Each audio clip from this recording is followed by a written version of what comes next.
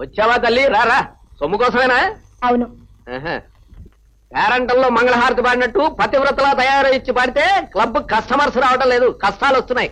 అందుకని నా మాట విని. చూడండి, మీ మాట వినే తీరిక ఓపిక నాకు లేవు. నా జీతం డబ్బులు నాకు ఇస్తే నేను వెళ్తాను. తీసుకోమ్మా, నీ జీతం డబ్బులు గుర్రం గుడ్డిదైనా దాడానికి తక్కువ లేదు. అటుకెళ్ళే వెళ్ళే, త్వరలో నీకు మంగళహారతి పాడే రోజు వస్తుందిలే. నాన్నగారు వచ్చావమ్మా, ఇంటి వేళ కాస్త ఆలస్యమైనట్టుంది. క్లబ్ లో ప్రోగ్రాం అయిపోయిన తర్వాత బజార్కి వెళ్ళాను నాన్నగారు. మీరు ఈ మధ్య మరీ నీరసంగా కనిపిస్తున్నారని ఈ టానిక్లు అవి తీసుకొచ్చాను. ఏ కన్న తండ్రి అయినా తన కష్టంతో ఆడపిల్లని బ్రతికించాలి గాని ఆడపిల్ల కష్టంతో తను బతకూడదమ్మా. ఏం చేస్తా, కళ్ళు లేకుండా చేసి నాకు ఈ కర్మ పట్టించాడా భగవంతుడు. నాన్న, ఎన్నిసార్లు చెప్పాను అలా మాట్లాడొద్దని. ఒక కుటుంబంలో శక్తి ఉన్న వాళ్ళు సంపాదిస్తారు, మిగిలిన వాళ్ళని పోషిస్తారు. అది ఆడపిల్ల కావచ్చు, మగపిల్లవాడు కావచ్చు. దాంట్లో తప్పే ఉంది. నేను సంపాదించేది నా వాళ్ళ కోసమే కానీ పరాయి వాళ్ళ కోసమేం కాదుగా. Correct sister. ఆహా, స్కాచ్ విస్కీ లాంటి మాట చెప్పావు. సంపాదన నీ వాళ్ళ కోసమే అన్నావు గనక ఏది ఈ అన్నయ్య కోసం అర్జెంటుగా ఓ 50 రూపాయలు కొట్టించు. చెయ్యి, సిగ్గులేదురా? నీకంటే చిన్నది ఆడపిల్ల సంపాదించి పెడుతుంటే ఆ డబ్బుతో తాగి తనలా ఆడతావా? మగవాడంటే కష్టపడి తల్లిదండ్రులు పోషించాలరా, పశువులాగా. అన్నా, పశువు గిసువు అనొద్దు నాన్న. నన్ను పశువు అంటే నిన్ను కూడా ఆ జాతి కింద జమ కట్టాల్సి ఉంటుంది. నిన్ను అనవసరంగా ఆవేశపడకండి. అన్నయ్య, ఇదిగో ఇది తీసుకెళ్ళు. ఆహా, లోకంలో నీలాంటి సిస్టర్ ఎవరికైనా ఉంటే వాడి బ్రతుకు 3 సీసాలు 6 గ్లాసులు అనుకో. థ్యాంక్ యూ సిస్టర్, వస్తాను. Bye bye. పుత్రుడంటే పున్నామ నరకం నుండి తప్పిస్తాడంటారు. వీడు ఇలాంటి పుత్రుడు ఈ లోకంలోనే నరకం చూపిస్తాడమ్మా. అమ్మా, చెప్పడం మరిచాను, ఈవేళ ఆనందరావు అంకులు వచ్చాడమ్మా. చాలాసేపు కూర్చుని చెయ్యి ఎక్కడా అని మరీ అడిగాడు. ఒకసారి వెళ్ళి కనిపించమ్మా. సరే నాన్న. లక్ష్మి, లక్ష్మి, లక్ష్మి.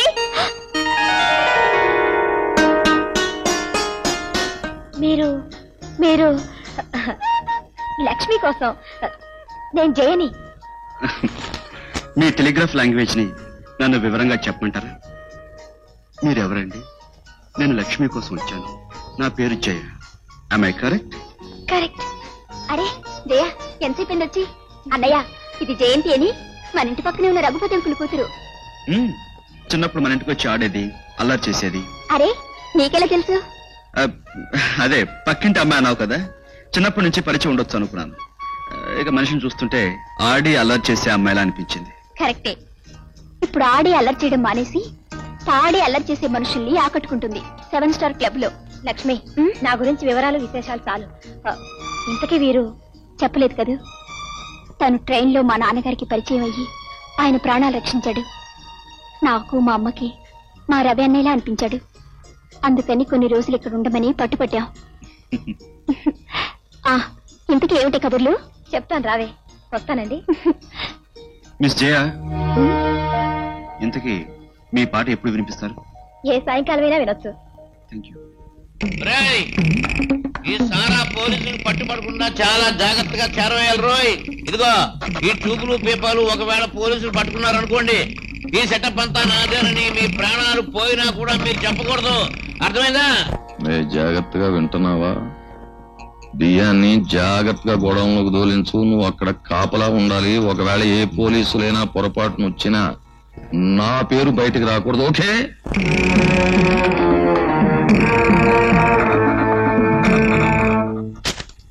ఇన్స్పెక్టర్స్, మీరు తయారు చేసిన ఫైల్స్ మొత్తం చూశాను. వాటిని బట్టి నగరంలోని నేరాల సంఖ్య కిందటి ఏడాది కంటే ఎక్కువైనట్టుగా అర్థమవుతోంది. Am I correct, mister Shekhar? Yes sir. ఆహార పదార్థాల దొంగ రవాణా, కల్తీసారా వ్యాపారం, స్మగ్లింగ్, దొంగతనాలు బాగా ఎక్కువయ్యాయి. సార్, అక్కడికి మన డిపార్ట్మెంట్ అప్రమత్తగా ఉంటూ ఎంతో మంది కేడీగాళ్లను పట్టుకోవడం జరిగింది. అయినా ఈ నేరాలు ఆకుండా సాగిపోతూనే ఉన్నాయి సార్. ఇన్స్పెక్టర్ గోపి, నువ్వెప్పుడైనా తోలుబొమ్మలాట చూసావా? ఆ ఆటలో మనకు కనిపించేది తెర మీద ఆడే బొమ్మలు తప్ప తెర వెనుక ఉన్న మనుషులు కాదు. మీరు పట్టుకునే చిన్న చిన్న నేరస్తులు ఆ బొమ్మలు లాంటి వాళ్ళు. ఆ బొమ్మలు పట్టుబడితే మరో బొమ్మలతో ఆడిస్తారు తెర వెనుకున్న మనుషులు. ఈ ఆట మనం కట్టించాలి అంటే ముందుగా తెర వెనుకున్న మనుషులు మనం పట్టుకోవాలి. కానీ వాళ్ళు ఎవరన్నది ఏ విధమైన క్లూ దొరకటం లేదు సార్. వన్ థింగ్ ఇన్స్పెక్టర్, ఈ రోజు నుంచి మీలో ఎవరెవరు ఏ విధంగా ప్రొసీడ్ అవ్వాలో నేను నిర్ణయిస్తాను. అండర్స్టాండ్? స్వామి, ఇప్పటికి నీ దయ వల్ల 2 జేబులు లాగించేశాను. 3ోది కూడా లాగించేశానంటే ఈ బయటికి డ్యూటీ దిగిపోయి ఏదైనా హోటల్కి వెళ్ళి హాయిగా మేసేయచ్చు.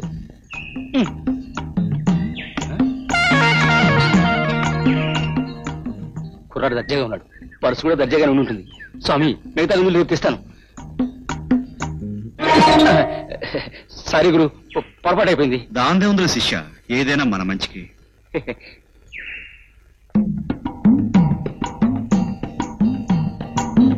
ఏంటి, బిల్లు ఇవ్వడానికి డబ్బులు లేవా? మరి డబ్బులు లేకుండా లాగించేసావా? సార్, అది కాదు సార్. ఏది కాదు సార్? ప్లేట్ మీద ప్లేట్ లేపేస్తున్నప్పుడు ఉండాలి ఈ ఆలోచన. ఇక 2 మార్గాలు, బనీలు ప్యాంట్ ఇప్పిస్తావా, లేకపోతే రోజంతా పప్పు రుపుతావా? సార్ సార్, ఏదో ఒకటి తెలుసుకో. ఏమయ్యా, బిల్లు చెల్లించకపోతే చాలా దారుణంగా ఏర్పాటు చేసాడు మీ ప్రొపరేటరు. అంతేనండి, లేకపోతే ప్రతికేటు నా కొడుకు అప్పడంగా తింటానికి తయారవుతాడు. నిజమే, ఊరుకుంటే ఊరకొక్కలా పడి తినేస్తారు. అసలు నన్ను అడిగితే ఇలాంటి వాళ్ళని గుండు గీయించి గాడిని కూర్చోబెట్టి మెళ్ళలో బేవారసునా కొడుకున్న బోర్డు తగిలించి ఊరేగించాలి. ఈసారి చెల్లించడాన్ని అట్లాగే చేయించమని మా ప్రొపరేటర్ గారితో చెప్తానండి. సరే, నా బిల్లు ఏది? ఇదిగోండి.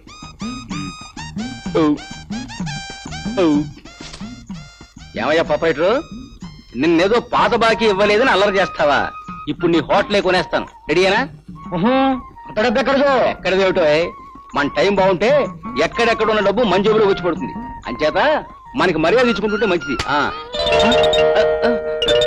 నా పర్సులు ఏమిటి? పర్సులు పోయాయా? అవునయ్యా, 3 పర్సులు ఉండాలి. అందుకని బిల్లు ఇవ్వలేనంటావా నాయన? బిల్లు ఇందాక ఈయనగారే చెప్పారండి, బిల్లు ఇవ్వని నా కొడుకుని గుండు గీసి గాడి మీద ఊరేగించాలని. మంగళవాడి కబరెట్టమంటారు రేటి. నువ్వు ఉండవయ్యా బాబు, ఇలాంటి పరిస్థితి వస్తాను తెలియ కూశాను. ఇదిగో ప్రొపరేటరు, నీకు దండం పెడతాను. ఈసారికి నన్ను వదిలేవే బాబు, రేపు వచ్చి మొత్తం బాగా ఇచ్చేస్తా. అదేం కుదరదు, నీకు గుండె ఖాయం. లేకపోతే నా హోటల్ కొంటాన్ని పూజలు కొడతావా? ఇంకో సప్లైరు ఈయన కానీ లోపల తీసుకెళ్లి ఆ గుండు వ్యవహారం చూడు. వదలవయ్యా. ఇదిగో ప్రొపరేటరు, తీసుకెళ్ళవయ్యా బాబు. వదలకండి. ఆ గుండు కార్యక్రమం ఏదో ప్రారంభిస్తే నేను చూసి ఆనందిస్తాను. గురు, నువ్వేనా రక్షించాలి. అది అలా రా దారిలోకి. చూడు, నువ్వు కిలాడివైతే నేను జగత్ కిలాడిని. నువ్వు నా పర్సు కొట్టేశావు, నేను టోటల్ గా నీ జేబుని ఖాళీ చేసేసాను. సారీ గురు. ఇడియట్. గురు, ఇంత విద్య తెలుసు నువ్వు ఈ వేళ నుంచి నిజంగా నా గురువు. అవును, ఈ కళను డెవలప్ చేయడమే కాకుండా వేరే ఉద్యోగం చేస్తుంటావా? ఇప్పటి వరకు ఏం లేదు, దానికోసం ఎదుగుతూ బయలుదేరాను. ఇదిగో ఈలోగా నువ్వెదురుపడ్డా. చాకులో ఉన్న నీలాంటి వాడు చేయాలనుకోలే గానీ ఉద్యోగాలకి ఏం కదవా. నాకు తెలిసిన క్లబ్ ఒకటి ఉంది, అక్కడికి కేటుగాళ్ళు, ఆటగాళ్ళు, పాటగాళ్ళు అందరూ వస్తుంటారు. అక్కడికి వెళ్తే తప్పకుండా ఏదో ఒక ఉద్యోగం దొరకపోదు. టచ్ అవుతాను. సరే పద. ఏమిటా అరిగిపోయిన రికార్డు లేక నీ గోళ? అరిగిపోయిన రికార్డు నేను కాదండి, ఆ పాటలు పాడే అమ్మడు. రోజు అదే కూత వినలేక క్లబ్కు వచ్చిన జనం ఆహాకారాలు చేస్తున్నారు. నేను చెప్పానుగా ఆ పిల్ల చేత డ్రెస్ సెటప్ మార్పించమని. చీర తప్ప మోడర్న్ డ్రెస్ చస్తే కట్టనంటుందే. ఏమిటా మోడర్న్ డ్రెస్? ఆ అమ్మాయి ఒంటిని ఖర్చేస్తుందా, గిల్లేస్తుందా? ఇదిగో, జనానికి కాళ్ళు చేతులు కనపడేటట్టు మోడర్న్ డ్రెస్ సెటప్ చేయించి పాడమని చెప్పు. అలా వినకపోతే వాళ్ళు ఇంటి మీద తీసుకున్న 25,000 రూపాయలు మనకు చెల్లించి బయటికి పోమని చెప్పు. ఆహా, ఇది ఓకే బాస్. ఇప్పుడు చచ్చినట్టు మన మాట వింటుంది.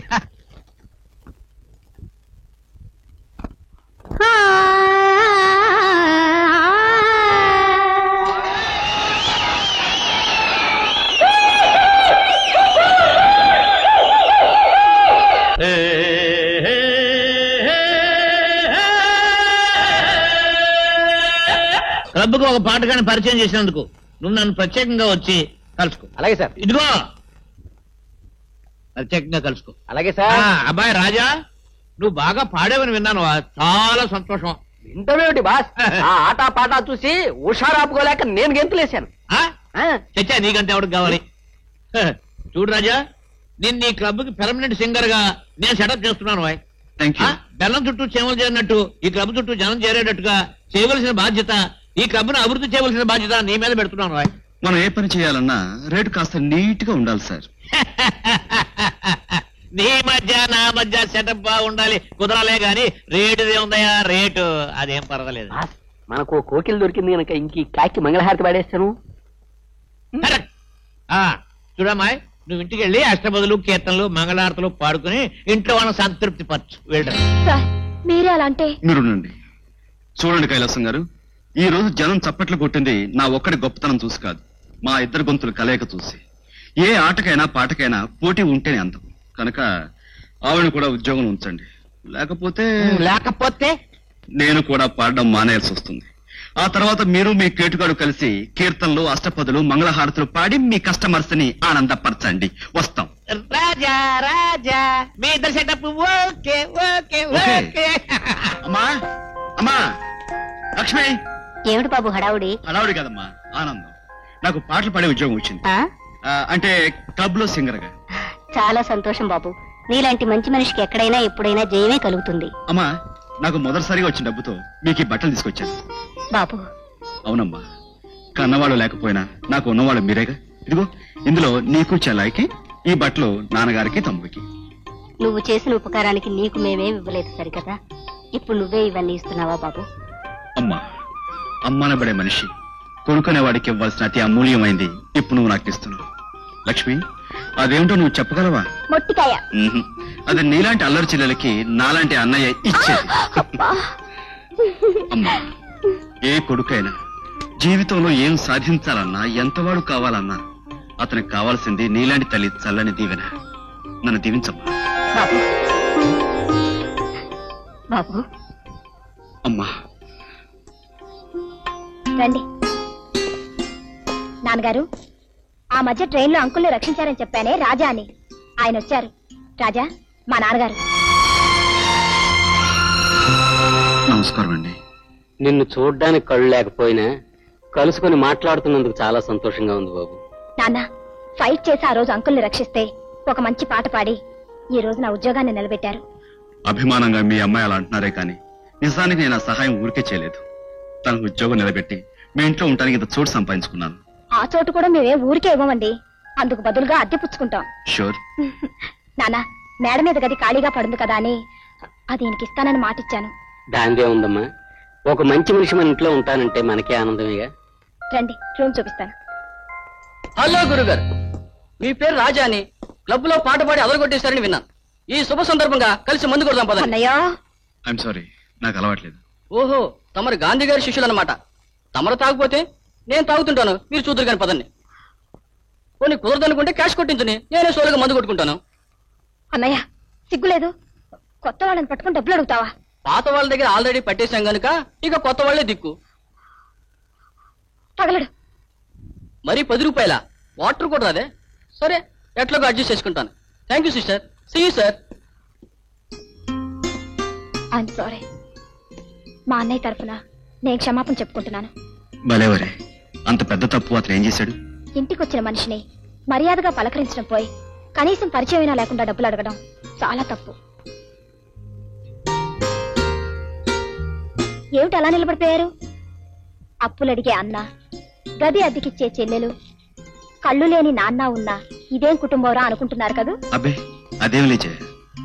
మా పరిస్థితి ఇలా మారడానికి, మా బ్రతుకులు ఇలా దిగజారడానికి ఇదే కారణం అందరూ అన్నా, నేను మాత్రం ఒక దుర్మార్గుడు కారణం అంటాను. ఎవరతను?